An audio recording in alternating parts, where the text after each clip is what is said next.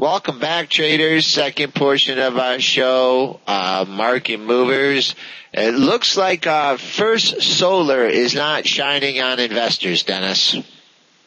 Well, if you bought the low there at $32.79, maybe it's shining on you because it sold off at almost $10. They're right on the news. They're lowering guidance today. It actually is trading $37.34, so a nice bounce off of the lows where it traded after they announced that they were lowering guidance, but not too good for shareholders overall because this thing just keeps on drifting lower, Joel. Down another 12% today. There's just no good news that comes out of this company. You look at it and you think, well, this is a value stock. They're projected to make $6 a share. What's the problem? Why does this thing keep going lower? But in my opinion, from other analysts as well, they have aggressive revenue recognition tactics where they basically book the revenue before they're actually doing the work. So in a lot of cases, they're actually burning cash. So overall, the stock itself is, they're obviously booking revenue, but they're not actually getting the revenue, and that's why this significant cash burn looms over the stock. And eventually, if it burns through all its cash, it's going to have to do another debt financing or something else too. So there's a lot of other issues there. So you can't look at it like it's just making $6 a share and it's got another $6 because they don't get that $6 when they book it. Yeah, I guess some of the pundits on Wall Street that have been down on this stock for a while, it's coming to roost here.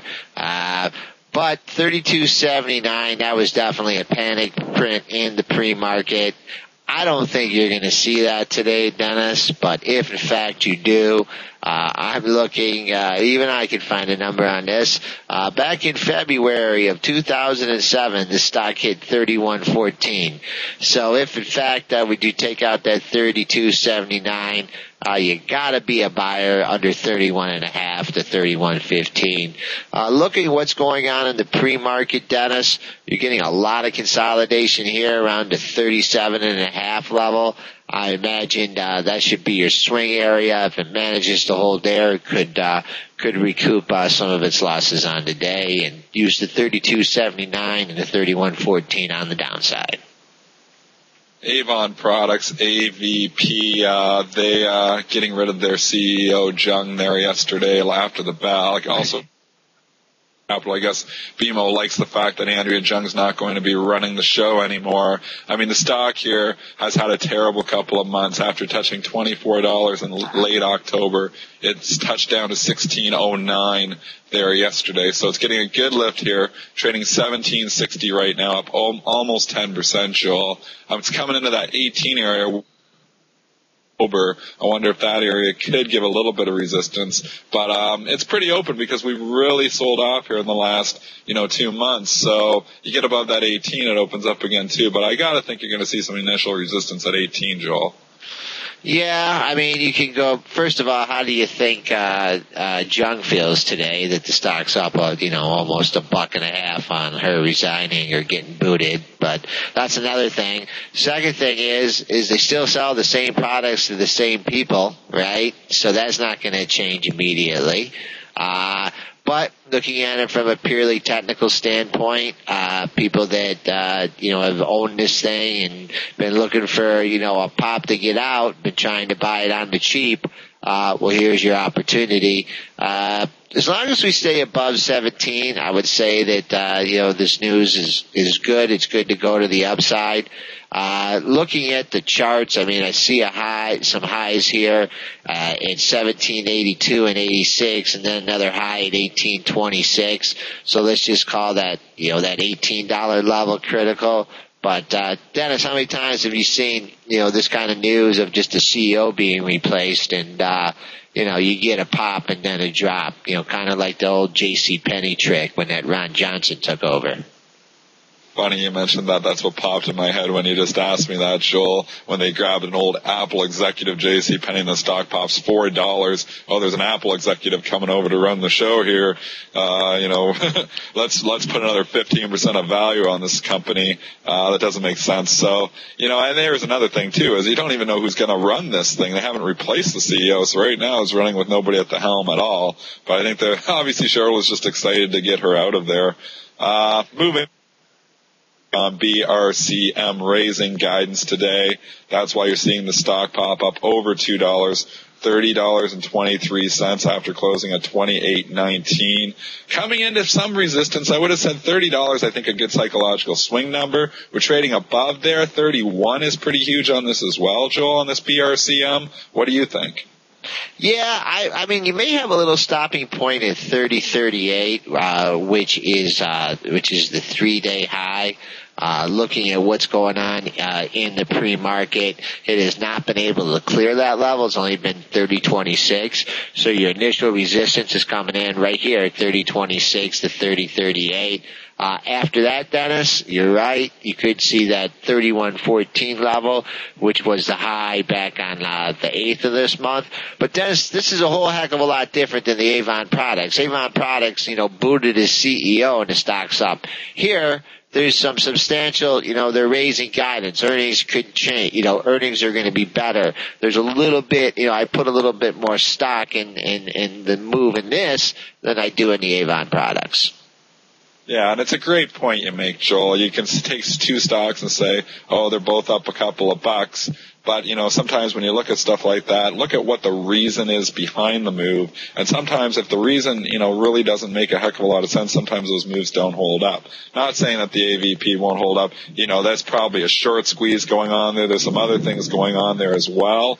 So you got to be aware, when a stock's, move from 24 to 16, there's probably a few people that were short the thing looking to maybe cover and extract the gains while they still have them. But, at the same time, real reasons for stocks moving up when its companies are raising guidance, that's a better reason than just boosting the CEO, in my opinion, as well.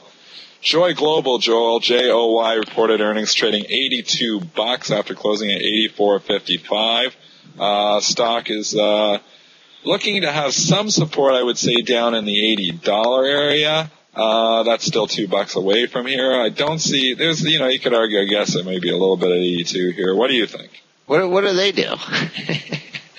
Joy Global. Yeah. Joy Global's commercial vehicles and trucks.